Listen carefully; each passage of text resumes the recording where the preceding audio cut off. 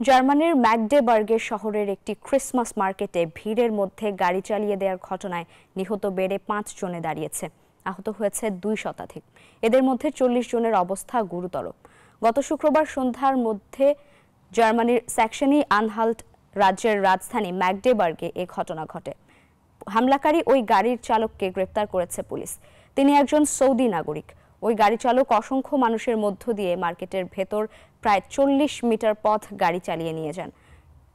এরপর জার্মানির নানা শহরে ক্রিসমাস মার্কেটগুলো আতঙ্কে বন্ধ করে দেয়া হয়। একে ইচ্ছাকৃত হামলা হিসেবে বর্ণনা করেছেন কর্মকর্তারা। ঘটনার তদন্ত চলছে।